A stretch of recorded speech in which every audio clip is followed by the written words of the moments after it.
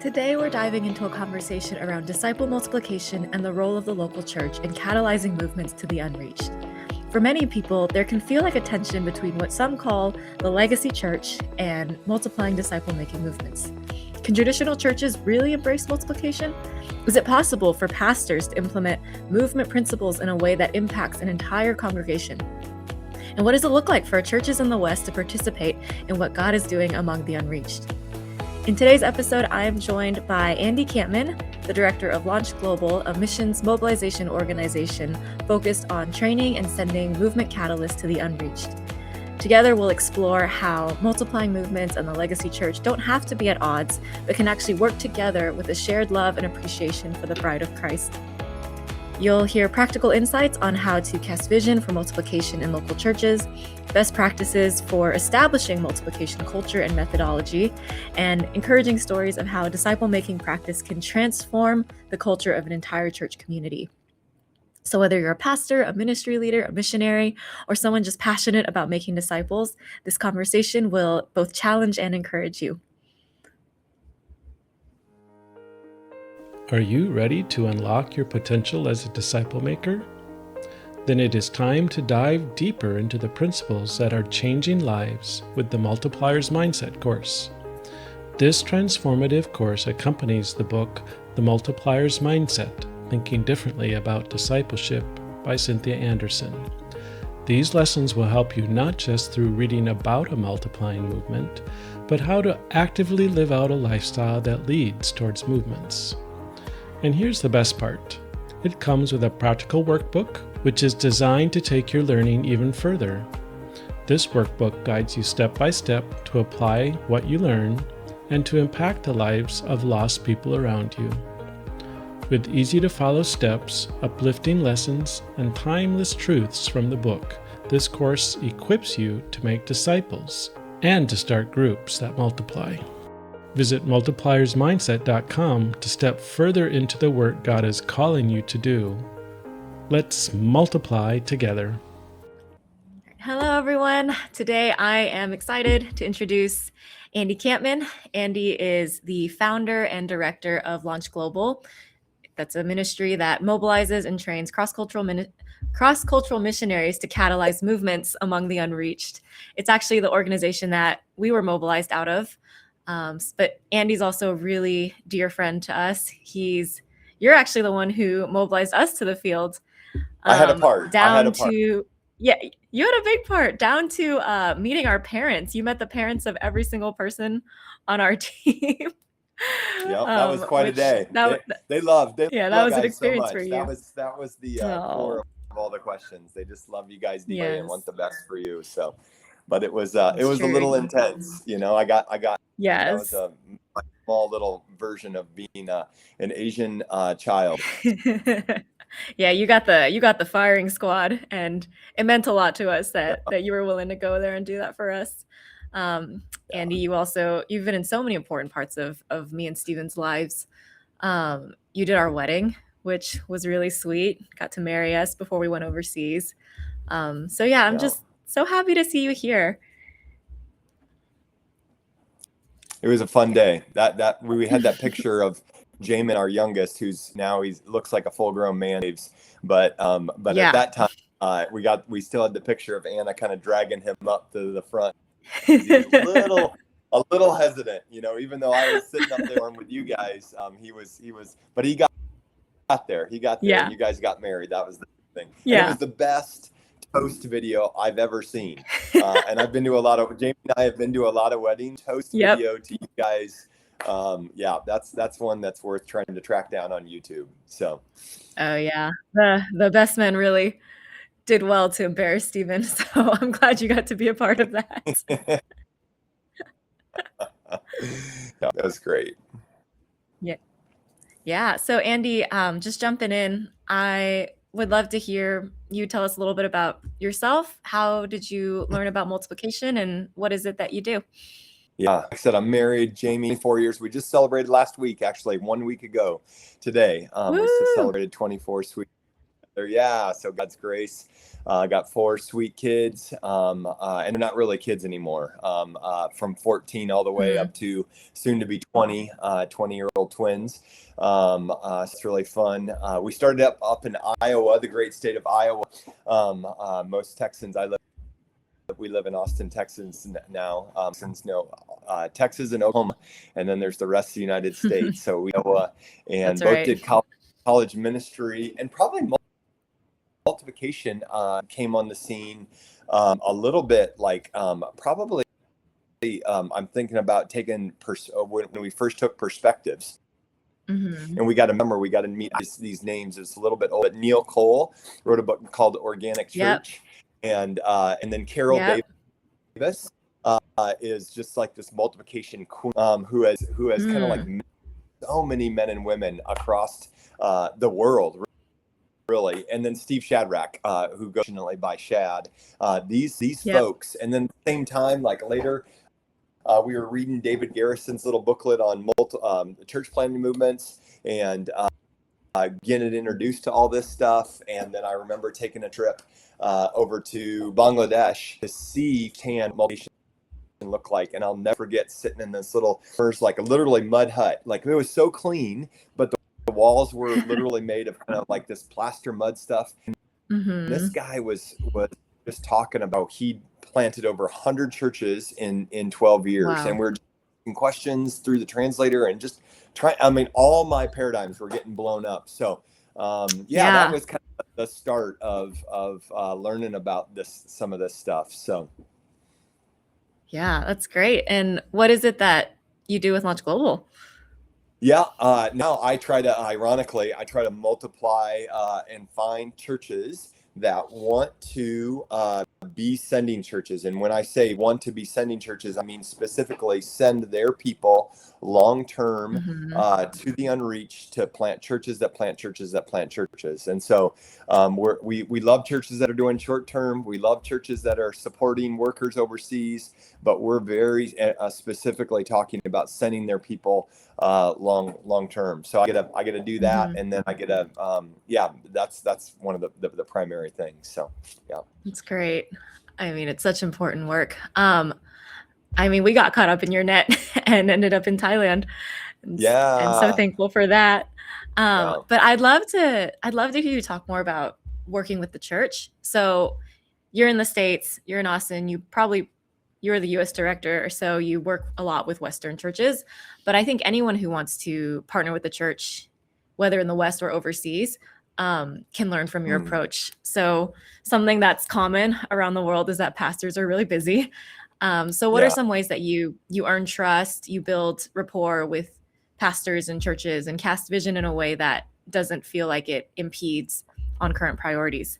Yeah, I think, Jen, one of the lies I just want to keep trying to blow up throughout our lives, as long as Jesus has us here or till he returns, is that local churches, maybe here's the lie, all local churches are really hard to I think whether you're in the States or you'll hear this mantra. You guys heard that when you were in Thailand, right? Like you just we can't. did. And I can remember being in the Middle East hearing that, North that, like all around the world heard that, and I just don't think it's true.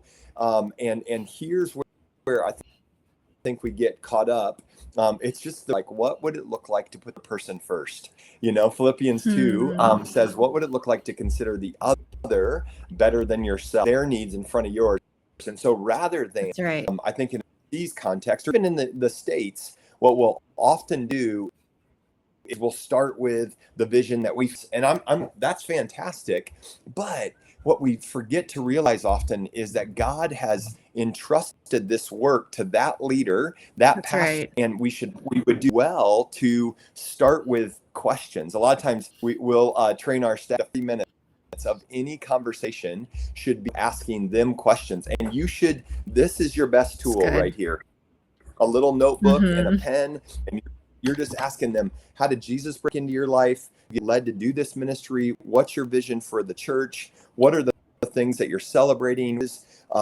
When it comes to sending people to the nations, what are you happening? Man, if you just start with those 7-8 questions, you're going to learn how to use their language to talk about the things that you want to talk to them about. Right. And rather than like a foreign concept that you're really excited about, you'll begin to use and begin to understand they might have more of that same passion than you even realize. Oftentimes right. we don't tend to start with questions, and so we're excited. Mm-hmm. I mean, I remember I'm from Thailand, actually. One of the examples, somebody on y'all's team, it might have been you and them, somebody from your team, I think, actually sitting down with a pastor and just saying, "Pastor, could you explain your?" And he was shocked, and your coordinator, you guys said, "Hey, tell me why is that?" And he said, "You're the first person. I've been doing this for over a decade, and you're the first Westerner to ask what my vision is, rather than starting with you." And and I think it works the same in the West. And then patience. Patience is the second one. That's good. Most of us are in such a big hurry. Even in Austin, there's a church that I do 2 years ago, and it just wasn't the right time. And I've just tried to maintain some relationship. And I just sat down with him like 2-3 weeks ago, and he's, man, I think this is the time. And so staying in relationship, we had a guy that did that up in Dallas. And so anyways, I think that the old persistent widow is a good one. So I think that's the pictures thing, talking about just, and I don't know if we want to dive into that or go a different direction. Yeah, no, that's great. Riff on that. We actually did take a lot of those principles to Thailand. I think it was you who called it speaking church. Just like we had to learn language, we had to learn how to speak Thai. We also had to learn how to speak Thai church. What are the things that Thai church pastors really care about? What breaks their heart, and how can we address those things? And so really coming in as humble servants, and not so much as, I'm the Westerner, I've been trained, I have XYZ qualifications, and you need to listen to what I do. Because that was us with that Thai pastor. And he had a huge vision. He had a vision for a church in every province in the South, which is the least reached part of Thailand. And so for us to come and ask was really impactful, and we got that from you. So what are some ways that you vision cast generally to towards multiplication? I think Jenn, the Bible's the best tool, right? And so always trying to start with biblical foundation. I think it's not wrong to start with a pragmatic approach or lostness, and those are all great things. But I think, man, if we can lay the foundation of the Bible and say, hey, we're not doing multiplication because of strategy primarily, because it's pragmatic approach. We're doing it because we see this biblical example and heart really for Genesis all the way to Revelation. So if we look at Genesis 1:28, when God says, be fruitful and multiply, and then we just look at, the first time we see the Great Commission in Genesis 12, 1-3, you're going to be blessed so that you would be a blessing to all the families of the earth. Psalm 67, 96, all the Great Commissions, all the Revelation 5, 9, 9, 21. I just think, and you don't have to have those exact verses, but being able to say, man, where is God's given me? Where is that grounded in Scripture? And really starting there, again, not just preaching, but asking questions like, why? That's right. Why would God want to do it that way? And asking questions. So I think that's usually the place I'm starting. But then I will, now that we've laid a biblical foundation on top of that, just try to lay, hey, look at the reality of the unreached, and let's look at where gospel resources are and are not. And let's talk about, if there's 450,000 missionaries or global workers in the world, and only 3%, only a little over 13,000 of those are among the unreached. And just very practical, if God's heart is for that, the knowledge of his glory would cover the earth as the waters cover the sea, from Habakkuk 2, then what does it look like to make sure that the resources are distributed evenly? And so can people begin to understand, at least in a Western context, the difference between Mexico and Morocco? Everywhere has needs, right? Like Mexico has needs, Morocco has needs, Austin has needs. Definitely. But the difference is the amount of resources, gospel resources, people, money, time, prayer, that are going towards a Mexico versus, Morocco's the size of California, and there might be 5,000 believers total, Moroccan believers total in the entire state, with 39 million people. And so just trying to help people, most times it's not that people wouldn't jump on board with that, it's just that they just don't know. And so I think bringing some awareness, you gotta know things before you're convicted about them. So both biblically and practically speaking. You have to know it before you're convicted. That's a really good principle when we get impatient. So when you start working, you've cast vision, you start working with these churches. And I know a big part of Launch Global training is if you're going to go overseas and you're going to make disciples, then you've got to learn how to make disciples here. So you're having people practice and live out multiplication principles in their home cities and their home churches. So what are some key practices that you've seen really work in terms of learning how to start multiplying where you are? Yeah, that's good. I think the first one that might be a little different is that we actually need to start with this abiding life, and this secret life that nobody sees, and you see in Jesus's life again and again and again in Mark in the early chapters multiple times, 3 or 4 times.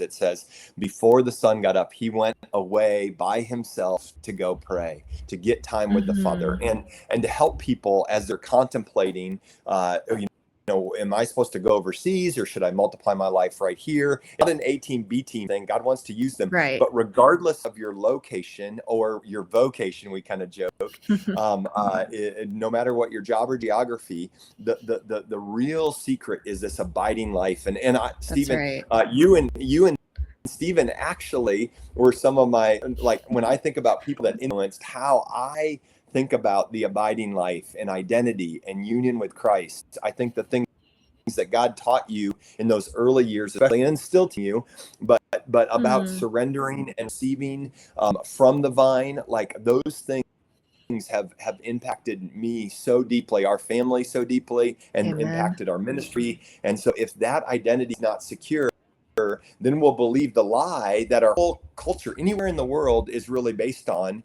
and it's what you produce is who you are.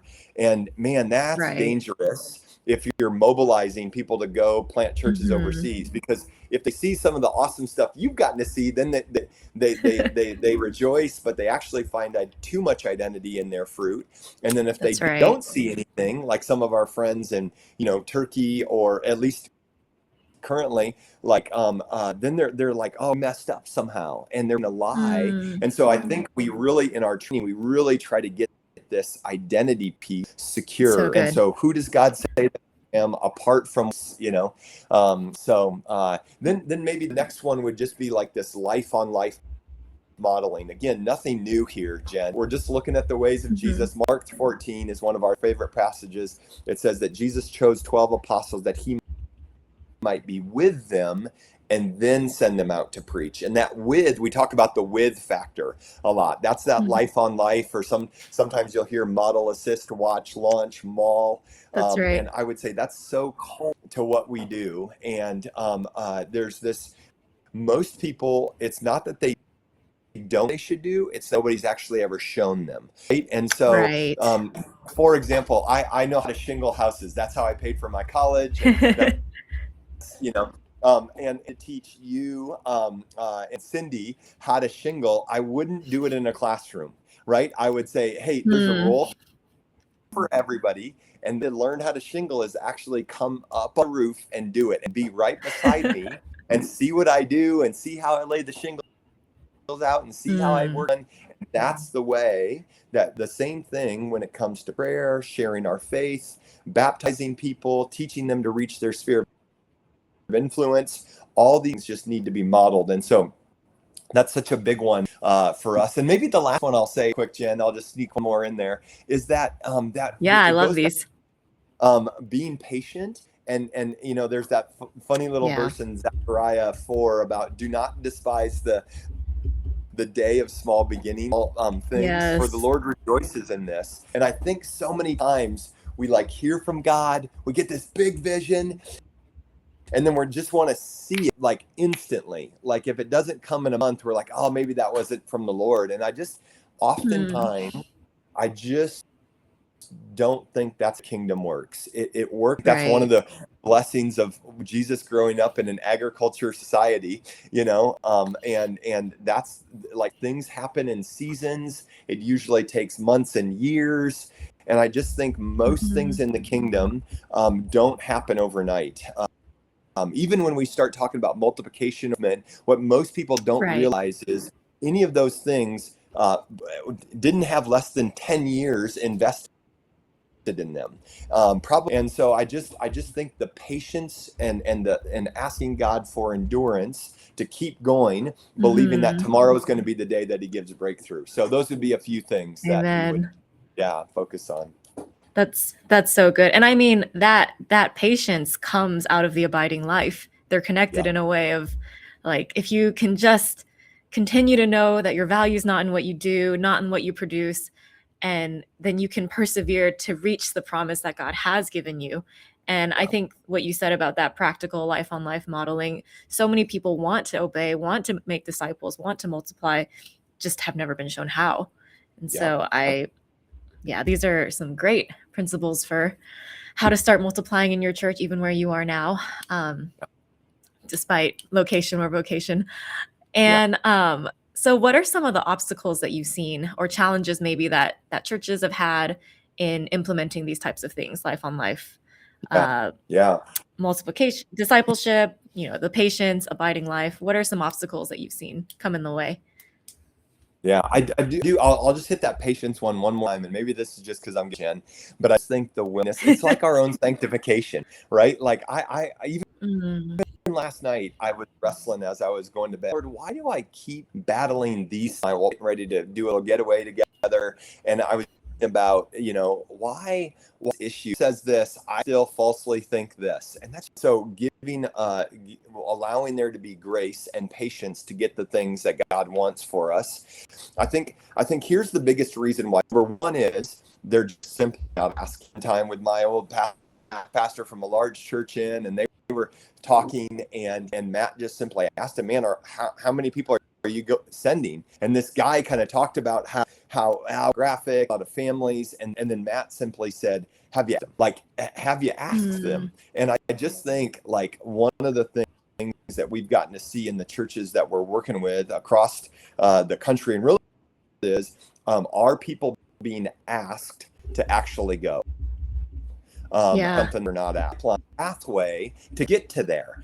And so like you can of pathway some clear next steps for that person to take. It's going to be really not wired like that. They need some next steps. And it's not that they're not gifted people. They're just not wired. And then I would just say, I would probably press in, and we found always looking for churches that have the 20 to 35. Those are the most mobilizable people, at least in the Western context, have a conviction to actually send. And do they want to send? People are, when I sit down and talk with church, when you start casting vision for the nations, they're going to be the first one to raise their hand to go. And there's a great book called this guy, J.D. Greer. And man, if you haven't read that one, okay, Andy, I love what you're saying about, it's really practical about having a clear pipeline, having the courage. It takes a lot of courage to do the things that you said, to ask whether someone is willing to go, to create the pipeline, to believe that God will send leaders, and that we don't exist in a scarcity, because God is the one who resources one, and he can resource new leaders as well. As you've brought in this kind of multiplication culture into the churches you're mobilizing, how has that impacted maybe the discipleship culture or the church at large even? How have you seen that ripple into the rest of the culture?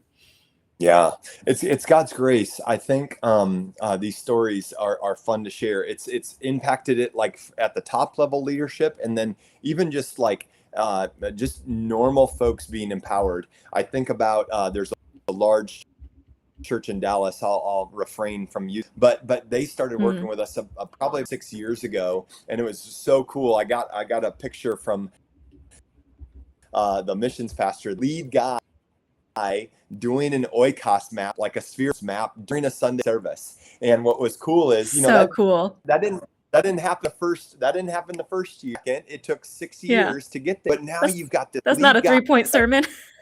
But what's awesome is he's useful, and he's talking about how these things are starting to play out. And what's cool is, man, if I'd mention this church and say, man, we're going to influence this church and how they do evangelism, everybody be you and what army, and like, no, that's not how the Lord works. That's right. When we start just doing these things, and it was multiple people over multiple years just started doing these things, being faithful with the people that God had entrusted to. People started noticing. I also think of like our old church in Austin here, Jenn, that you and Stephen were a part of. A guy named Marcus, who is our tech guy, our main tech guy. And one summer he went through one of our 10-week trainings and just started living out these bases of time. We do 3 to 3 hours with Jesus. So that's like a half an hour. This is a weekly commitment, 3 hours a week. So that's a half an hour a day. 2 hours among the lost with somebody else. So it's not just you. And you can go knock on doors. You can go play pickleball. You can go with your kids to the park, but you're intentionally in the lost, asking them to talk about Jesus, read the Bible, etc. And then 1 hour in prayer for the harvest. And Marcus and his wife started doing this. And I remember seeing him in the hallway, and he's almost like in tears, and he's not necessarily an emotional. And he's just no, he's not. I can't believe how, in some ways, simple this is. And I'm just like, man, God, thank you. This is not just about putting more church planners among the unreached. We want to see whole cultures of church change. And by God's grace, that's happening. Not because we're so great, but because people are actually doing evangelism. They're being shown how to do it. They're making disciples in their city. And it's really, really beautiful. So those would be a few stories. I got more, but I love it. I'll share one more, Jenn. There's a guy up in other large church. All my Texas examples here, but that's one of the places God's opening doors. And this guy's been in ministry for like 25 years, late 40s. And 2 summers ago, he sat through what we call a mobilization intensive, where we kind of help people understand the why and live in the practices of prayer, engaging the lost, and prayer for the lost. And I just heard him at a workshop.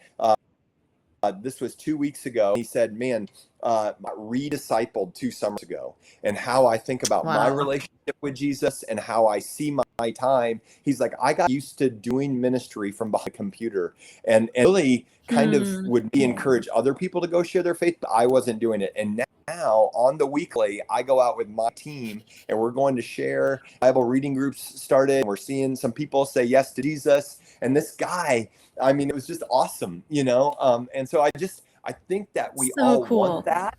Yeah, we all want that, And so it's just a matter of, are we willing to stop some things and start new ones? And that would be the question. We're probably not going to put more in our backpack. We don't get more hours than, our 168 is. And so what are we going to, and then what are we going to start? And who are we going to do those things with? Yeah, we're going to have an episode about teams, even how not just starting multiplication practices, but how do you do that in a team setting? So it's not just you by yourself trying to figure these things out. And so that, I mean, it's so exciting because it's almost like you're trying to mobilize people overseas to practice multiplication overseas, to implement multiplication overseas. And the scatter effect of that is there's a disciple-making culture now in the church, and we're transforming communities of people who stay, people who go, wherever you are. But just, that quote of, I feel like I got re-discipled. It's the first time people see multiplication in the word. It's such an exciting time. And I just got so excited from those stories. And oh man, okay, we unfortunately need to start landing this plane. So I would say we have listeners all over the world.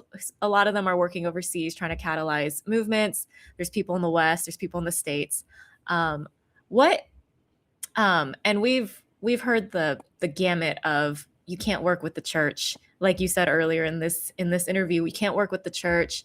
They we've even heard versions of the church is our enemy in what we're trying to do. We want to multiply the churches, and I think how would you respond to that? And maybe how would you encourage someone who wants to be able to either mobilize their church towards more multiplication or work with the church in general?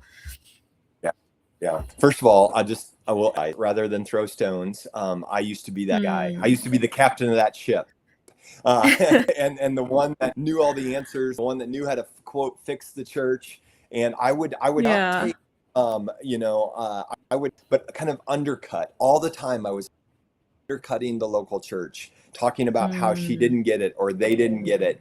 And friends, that mentality, if I'm really honest, is kind of how we started Launch Global in the beginning. The Lord, about 2 years in, so graciously began to say, hey, guys, the local church is that way, filled with people just like you, and they're broken and busted. And anybody can rip on the bride, as beautiful as she make the bride. That's the work. And to help her live in and embrace and live out her mission, to see the gospel go to all the nations both in our backyard, but then also the unreached. And if you can come alongside her, if you can be patient, and you can not, you're probably not going to preach the stage, maybe ever, but are you okay? Yeah. And Jenn, I mean, to brag on you and Stephen and your team, I just talk about what you guys did in Bangkok so often about, man, we're just going to take the little bit that the church entrusted to us. I think it was just a college small group, right? And they said we could that's a right. little bit of leadership with this one little group, and you're like, whoa, we're going to really change Southeast Asia through these 7 Thai college students, and yet, because you guys were faithful to say, God, thank you for this. To those that have been entrusted, when you're faithful with little, you'll be entrusted with more. This is the way of the kingdom. That's right. And I remember again and again, like I've just seen this in my own life. I've seen it in y'all's life. And I just think, God, help us to be faithful with what we did with. And then what are we doing with those folks? I think 2 things that we can just practically do, Jenn, maybe we'll end with this, is number 1 is build nation's conviction, build a nation conviction. Let's get past the neighborhoods and let's really press into the nations, the unreached, and any of those verses that I was talking about. But the book of Jonah's been blowing me up lately on God's heart for nations, and how if God can use the worst missionary ever to cause the greatest revival in the Bible ever, he can certainly use you and me, right? And this whole idea, amen, ourselves. And so I think that just looking at how do we build nations conviction into number 1, and then number 2, can we actually start doing it? Can we start doing it with our people? And by doing it, I mean very specifically sharing faith. And that's what, if you not make one disciple in your current context, you're sure as heck probably not going to go overseas and plant a church, not to mention a church that plants. And so what do you look at your calendar and say, how do I find 1 per 3 people or 4 people? How do I grab a small group of people? How do we start getting in a regular rhythm of going out and sharing our faith? Maybe we start with our neighbors or go to the whatever, and then how do we see people come in the kingdom and then teach them to reach their folks, and then that begins to disciples culture in our churches. And so conviction and actually making disciples, those would be my first 2 encouragements for folks. I think about what does it look like to start a pipeline? Man, start with those 2. That's a mic drop right there. That's right. So for those for those of you who are working with the church, who maybe lead a church yourself, and you're trying to figure out how do we jump into disciple making, how do we see this culture shift happen, those are some really clear, easy steps to cast vision for a conviction for all peoples, for the nations, and then to start doing it, to start sharing your faith, to start building teams that go out together regularly with a habit of trying to win people from into the kingdom. Andy, this has been awesome. I feel like I'm being fired up from, 15 years ago when I was in college. As we wrap up, is there anything you would want to share about Launch Global or ways to get connected? Yeah. God bless you guys. I mean, you guys just deal with so many things. Like the rain comes, the internet goes bad. I think about our friends that live, like they are coming in and out, and you just learn to still have joy in the. And so number one, just thanks guys for not like anybody working around the world that it just doesn't live in a West where electricity are common, and you've left your culture and gone to another one. Man, God sees you today, so be encouraged. But when we're talking about launch, just real quick, I just say, man, if your church, you're like, man, I would love to be a sending church, and more specifically, just we want to send our people to the unreached. Man, I can throw an email and a little form. We can put it in the notes here. But we would love to chat with you about what that would look like, and really impressed by the pipeline and how simple it is. But it goes back to a lot of the things that we've spent the last 30 minutes talking about by what's your abiding like, who's the group of people you're doing it with, and then get out there and start doing it, and then have a conviction for the nations in the unreached. And so that we get to do. And here's, Jenn, maybe the last piece I'll say is mobilization is really about helping people step into their full kingdom potential. That's what it is, helping people step into their full kingdom potential. And there are dozens and hundreds and even thousands of people sitting in our churches that are ready to be mobilized. They just need a clear pathway. And I love telling Jack and Sarah's story, and this is all end real quick, but they were in Austin, broken marriage, Jesus redeemed her marriage, and Sarah had so much grace for Jack. She probably should have left him, but she didn't because of the gospel. She stuck in there. They jumped into one of 10-week disciple making where they learned how to start sharing their faith. Then they stepped into one of 9-month training groups. They moved in the neighborhood here. That's a cool story about how even the whole group them money to put the deposit down. That's another story for another time. But and then we realized, man, these guys are just so loyal, but there's still some work that needs to happen in their marriage before they go to Central Asia. And they stuck around for another year. They were in their marriage. They actually helped lead one of these 10-month groups, and they moved to Central Asia. And now they've been there for over a decade and seen over 300 refugees believed and be baptized. And they're helping run churches. And I just like, man, it's not that they're better than their friends that are supporting them or praying them. It's not. That's right. It's that they had this ability to share the gospel cross-culturally among the unreached. It was just sitting in them. And mobilization, what we do is just have them be empowered to step into who God's calling them to be. And their lives are so beautiful. Right. Every time I look at their little picture on our fridge, I'm just like, thank you for Jack and Sarah. It's such a sweet story. So, and by God's grace, we've gotten to see that again. And there's Jack and Sarah's around the world getting to do it. So that's what we get the privilege of doing. I'm so thankful for it. That's awesome. Yeah. So for those of you who want to learn more about Launch Global or want to connect with Andy, want to learn about how to build a pipeline so that you can become a sending church, how you can build a discipleship culture in your church, in your city, in your friend group, we'll have his information in the show notes. Andy, thanks so much for being here. Really appreciated having you. And man, just pumped up from your stories. Okay. All right. Thanks so much. Yeah. And we'll be back after a couple of messages with a summary and a takeaway. If you've been encouraged by this podcast and you're longing to grow as a disciple who multiplies, I'd love to invite you to go a little deeper.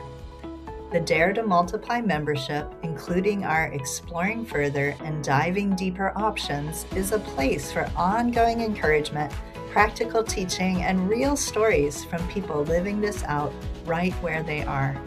Members receive exclusive content, access to interviews and discussions you won't hear on the podcast, and a community focused on putting disciple making into practice. Your membership doesn't just help you grow, it also helps support this podcast and the work of equipping disciple makers around the world. You can learn more at multipliersmindset.com DTM membership. The link is in the show notes, so thank you for considering supporting our podcast in this way. I hope you enjoyed that discussion with Andy and were encouraged not only by stories of multiplication, but also by his stories of life change and culture change happening within churches, both in the West and among the unreached. So to summarize, we started by talking about ways you could vision cast to partner with churches towards multiplication. So if we want to work with churches and help them embrace disciple making, we first need to ask questions to understand the heart and vision of that church. Andy shared a story actually from Thailand, where our team asked a pastor in one of the least reached areas of Thailand what his vision was. And his response was, "You guys are the first foreigners who've ever come and asked me my vision instead of just sharing your own." And so Andy really stressed that if we want to work with the church, if we want to cast vision for multiplication, we need to understand their heart, and we need to come in as servants instead of just people telling them what to do. Secondly, he said, cast vision from Scripture and continually point people back to God's heart for the nations and for making disciples. And on top of that, you can share testimonies of transformed lives or people multiplying disciples in the least reached parts of the world to help make multiplication more tangible and inspiring. We also talked about some best practices for implementing multiplication culture within churches. Andy emphasized some key points. He said, focus on abiding in Jesus and patience in the waiting, because real fruitfulness comes from a dependency on God and not just strategy. Secondly, he said, prioritize life-on-life discipleship. So investing deeply in people, not just in programs and running them through a program. Third, he said, regularly go out and make disciples in teams. And finally, consistently challenge and train people with practical opportunities to step out and share their faith, rather than only talking about multiplication in theory or even assuming they won't do it. And lastly, his most important encouragement, I think, from this episode is to not get stuck judging the church, but to love the church. The local church is not an enemy of multiplication. More often than not, churches simply need encouragement, vision, and practical ways to step into disciple making more fully. God loves his bride, and he wants to use the church to see disciples multiplied among all nations. So for those of you listening, one practical action step is to practice casting vision for multiplication from the Bible. You might use this vision cast for someone who you want to team with in disciple making, or even with the pastor of your church or a church you might want to mobilize. You can use verses from passages like Matthew 28, the Great Commission, 2 Timothy 2:2, or draw from the book of Acts. And another last practical step would be to take what Andy said about patience to heart, either patience with working with a legacy church or in your own ministry of making disciples. So sometime this week, take a few moments to surrender your timing or your impatience or frustration to Jesus and orient your heart to trust in his timing. That's all we've got for this episode of Dare to Multiply. One thing that would really help both us and other people who might like to listen in is for you to rate and review the podcast, if you haven't done that yet, on iTunes, Spotify, or wherever you listen. I'd also love to connect with you on Instagram, LinkedIn, or Twitter. Feel free to message me with any topics, questions you'd like addressed, or guests you'd like me to interview. Until next week then, please remember, no matter how ordinary you feel, God's dreams for us are always bigger than we can imagine. Let's dare to trust him for a greater harvest.